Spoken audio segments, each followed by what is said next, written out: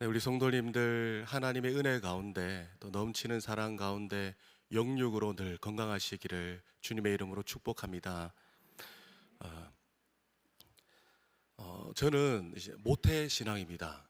모태 신앙인데 하지만 하나님을 인격적으로 만나기 이전에는 물론 하나님을 존재로 믿긴 믿었던 것 같아요. 존재적으로 하나님을 믿긴 믿었던 것 같아요. 마치 공기가 눈에는 보이지 않잖아요. 눈에 보이지 않는 공기처럼 하나님은 막연히 존재하시는 분으로 믿어왔습니다. 그러나 그 공기는 제게는 보이지 않아요. 느껴지지도 않아요. 그런데 제가 하나님을 인격적으로 만났을 때 이전에 느껴보지 못했던 어떤 감정들, 또 느낌들, 어떤 영적인 감각들이 깨어나는 것 같았어요.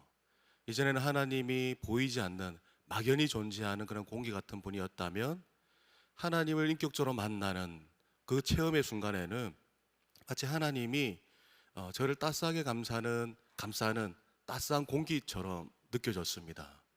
막연한 존재가 아니라 이전에 피부에 와닿는, 삶에 와닿는, 마음에 와닿는 그런 분으로 느껴졌죠. 그러고 창조주 하나님을 인정하게 되고 체험하게 되니까 세상에 나아가 길을 걷는데 세상이 달라 보였습니다. 내면의 세계도 달라졌지만 세상을 바라보는 저의 모든 어떤 시선이나 시각이나 감각들도 달라졌었어요. 여전히 가로수에 동일한 나무예요. 동일한 나무인데 바람이 불 때면 이렇게 나무 이파리가 이렇게 살랑살랑 흔들리면서 하나님을 찬양하고 하나님 앞에 율동하는 모습처럼 보여졌어요. 그리고 예전 같으면 이처럼 뜨겁고 무더운 날씨라면 굉장히 불쾌하잖아요. 너무 뜨겁고 짜증이 났을 텐데 이런 강렬한 햇살을 통해서 강렬한 따스한 하나님의 사랑을 떠올리게 되는 거예요. 아, 하나님이 사랑이 이처럼 뜨겁지, 따뜻하지. 그리고 길을 걷다가 꽃을 보면 너무 아름답다. 마치 하나님이 이 꽃처럼 너무나도 아름다운 분인 것처럼 느껴졌습니다. 그리고 이 꽃들을 보면서 하나님이 지으셨다라는 게 와닿으니까 이 세상은 우리를 위해서 하나님이 지으셨는데 이 꽃들도 하나님이 나에게 주는 어떤 프로포즈겠지, 뭐 그렇게 느껴지는 거예요. 하나님 감사히 잘 받겠습니다 하고 하나 톡 따기도 하고, 그랬던 기억들이 있어요. 이 세상을 보면서 하나님을 인격적으로 만나기 이전과 이후는 너무나도 세상을 바라보는 시각이 달라졌습니다. 왜냐하면 창조자 하나님을 믿기 때문이죠. 그리고 그 창조주 하나님이 내 삶에 와닿았기 때문이죠. 그런데 그렇게 하나님으로 충만하고 하나님의 임재의식으로 충만하고 항상 그렇게 살 것만 같았는데 어느 순간 되니까 이런 어떤 감격이나 감각들이 소멸되어진 순간이 오더라고요. 그럴 때면 참 괴로웠습니다. 이전처럼 뭔가 신앙의 활력을 얻고 감격 가운데 살고 싶은데 그걸 소멸하게 되니까 너무나도 불편하고 답답했습니다. 그리고 이전에는 따스한 공기처럼 따스한 햇살처럼 내게 와닿았던 하나님이 멀게만 느껴지는 거예요. 제 마음이 냉랭해지니까 하나님과의 관계도 냉랭하게 식은 것처럼, 그리고 다시금 교회에 나와 예배하는데 그냥 종교적인 행위로만 그치고 감격을 찾아볼 수가 없었습니다. 왜 이렇게 감격을 상실하게 되었을까? 그때 참 고민을 많이 했어요. 뭐 때문이지? 뭐 때문이지? 그런데 하나님의 말씀을 알아가면서 그리고 이러한 경험들을 통해서 알게 되었는 것이 내가 성령 충만함을 잃어버렸구나. 성령을 소멸했구나. 그것은 곧 나의 범죄와 어쩌면 우상 숭배와 연관이 있다는 것을 깨닫게 되었어요. 여러분, 칼빈은 기독교 강요라는 책에서 이런 말을 했습니다. 인간의 본성은 우상을 제작하는 공장이다. 그러니까 인간은 우상을 끊임없이 만들어요. 끊임없이 만들어요. 하나님을 만나는 감격 가운데 있다가도 인간의 본성은 우상을 향하기 때문에, 또 우상을 우리 내면에 만들어내기 때문에 이것을 더 낮게 여기는 거예요. 우상이라는 정의가 무엇입니까? 우상에 대한 정의는 하나님보다 더 사랑하는 것, 또 하나님보다 더 신뢰하는 것, 따라서 하나님보다 더 중요하게 여기는 것이 우상이에요. 하나님과 뜨거웠던 만남의 감격이 있음에도 불구하고 인간은 하나님보다 더 낮게 여기는 것을 끊임없이 만들어낸다는 거죠. 그러면서 똑같은 실수들을 반복합니다.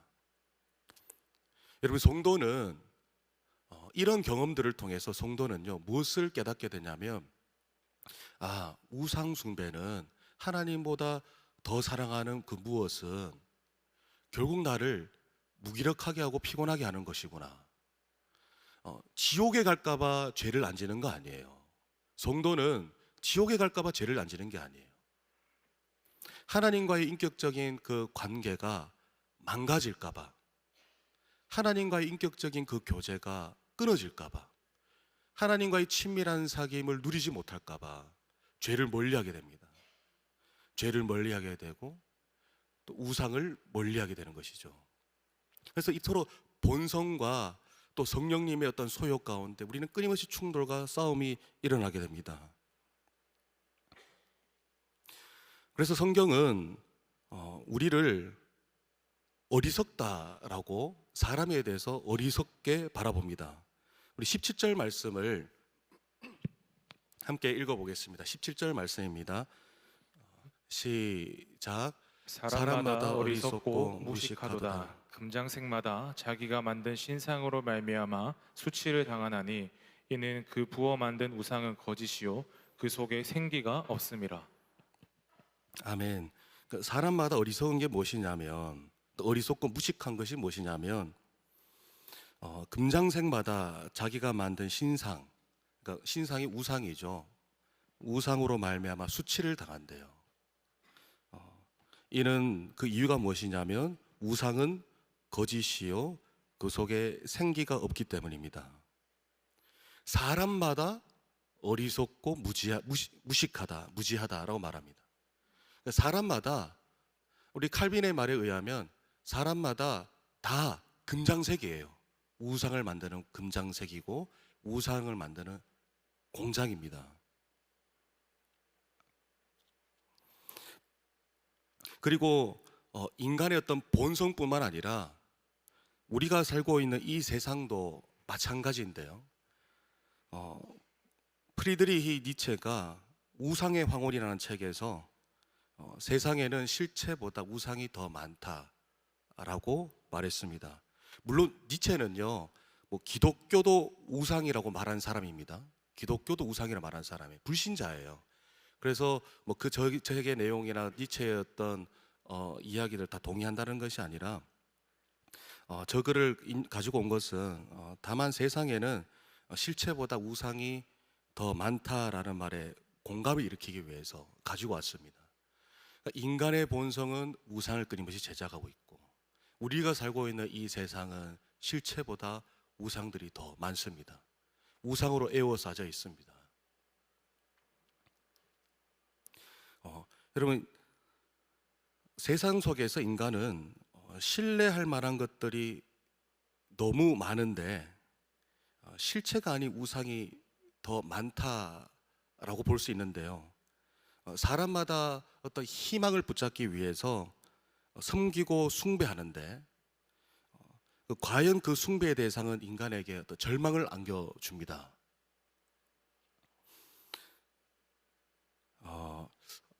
최근에 하나 재미있는 뉴스를 봤습니다. 뭐냐면 한 외국인이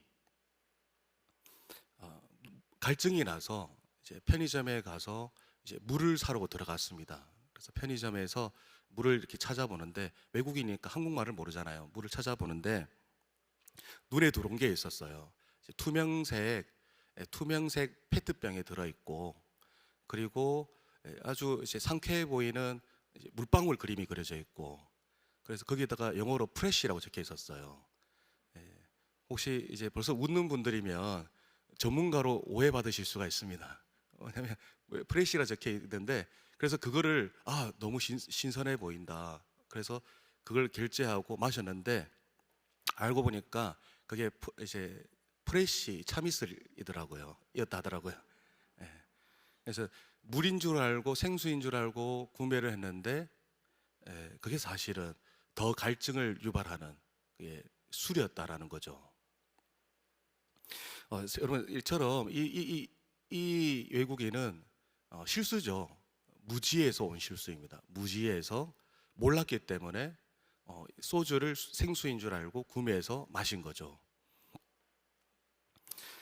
여러분, 마찬가지로 사람은, 우리 본문에 의하면 사람은 어리석고 무지해서 실체가 아닌 헛된 것을 찾습니다. 그래서 내가 이걸 마시면 갈증이 해결이 되겠지 해서 붙잡는데 우상이라는 것이죠. 여러분, 사람이 왜 우상 숭배를 할까요? 우상 숭배를 하는 이유는 이제 불안과 두려움 때문입니다. 우리가 불안이 찾아오고 두려움이 찾아오고 염려가 찾아오면 우리는 그것을 해결하기 위해서 신뢰할 만한, 의지할 만한 대상을 찾습니다. 그런데 우리는 눈에 보이지 않는 하나님보다는 눈에 보이는 이 세상의 어떤 무언가를 더 찾을 때가 많거든요. 근데 우리가 그것이 실체인 줄 알고 그것이 우리의 문제를 해결해 주고 갈증을 해결해 주는 생수인 줄 알고 움켜잡았는데, 그런데 이 세상에 공급하는 우상은 우리에게 실체가 아니라 우리에게 오히려 더 피곤하게 하는, 영적으로 무기력하게 하는 우상이라는 것입니다. 여러분, 2008년 중반에 세계 경제 위기가 닥치게 됩니다. 많은 부자들이 이때 목숨을 끊게 됩니다. 아주 유명한, 알려져 있는 부자들이에요.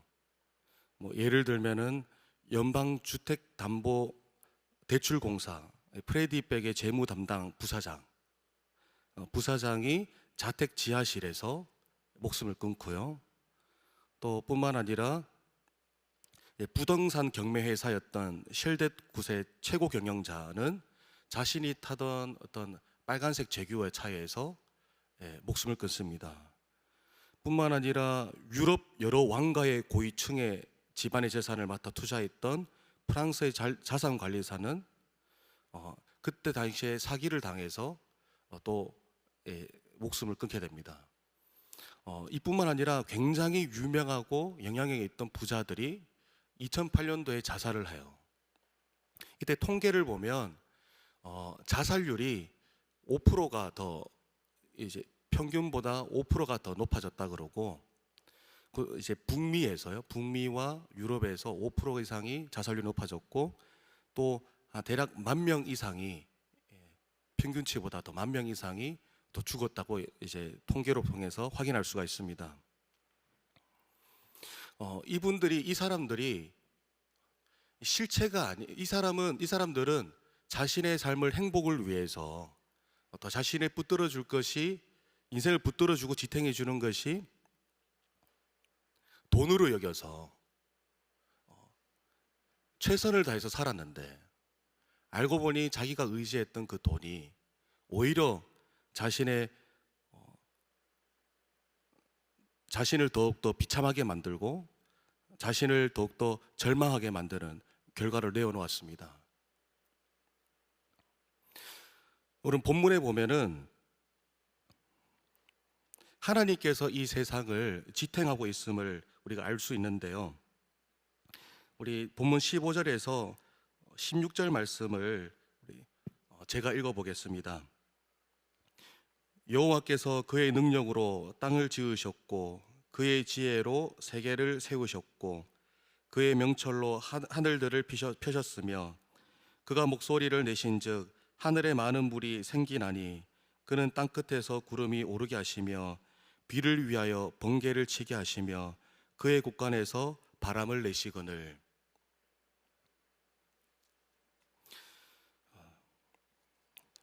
하나님께서 능력으로 땅을 세우셨다고 말씀합니다.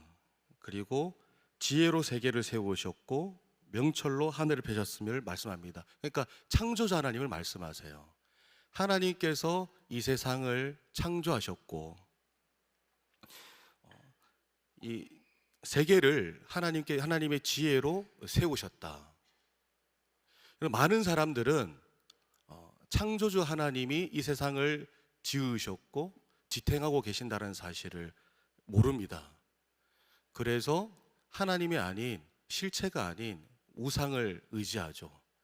2008년도의 비참한 사건을 통해서 우리가 깨닫게 됩니다. 하나님이 아닌 돈을 의지하는데 결국에는 비참한 결과를 맞이할 수밖에 없는 것이, 우리가 좀 전에 읽었다시피 17절 말씀에 보면 우상에 대해서 이렇게 말씀합니다. 우상은 거짓이요 그 속에 생기가 없음이라. 우상은 거짓이에요. 그 속에 생기가 없습니다. 생명이 없습니다. 호흡이 없습니다.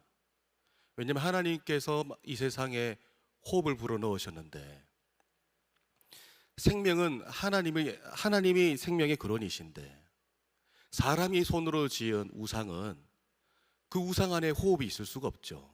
생명이 있을 수가 없죠. 금장색이 만든 우상에게는 어떠한 것도 기대할 수 없습니다.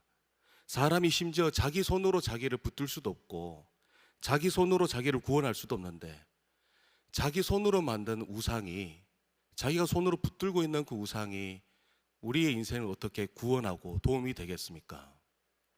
그러므로 이 금장색은 자기 손으로 만든 우상으로 말미암아서 수치를 당한다라고 말하고 있습니다. 하지만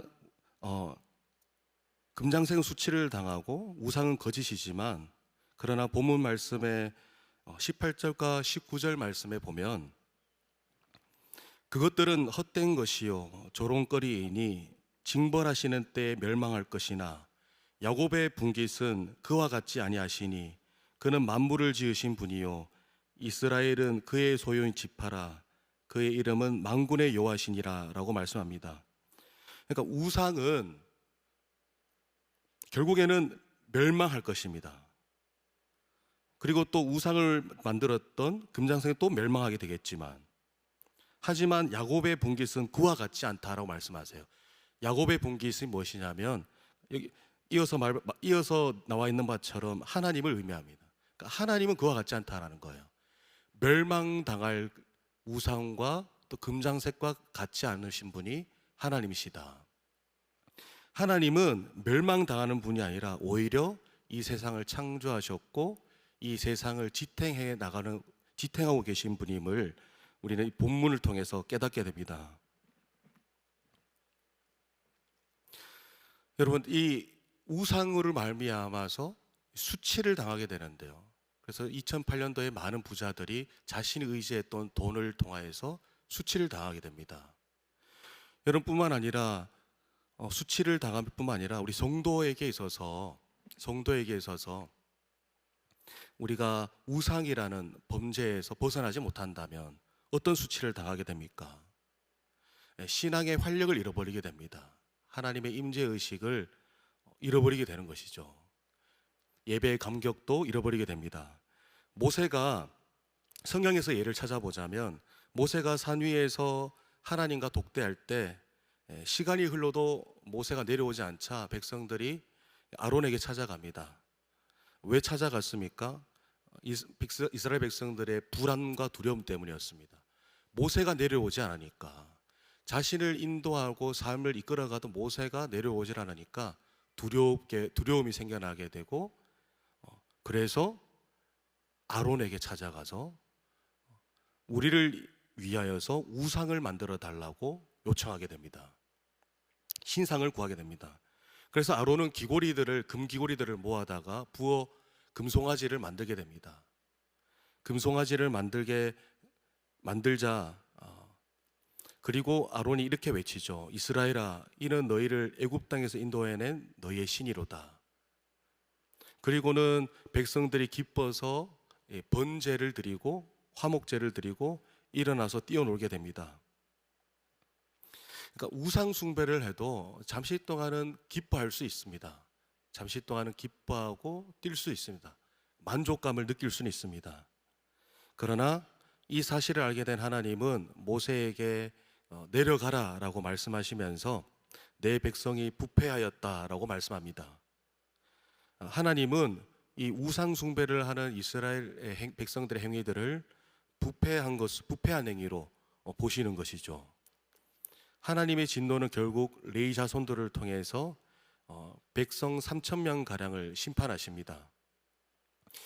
이스라엘은 왜 우상 숭배를 했습니까? 이제 불안과 염려 때문이었습니다.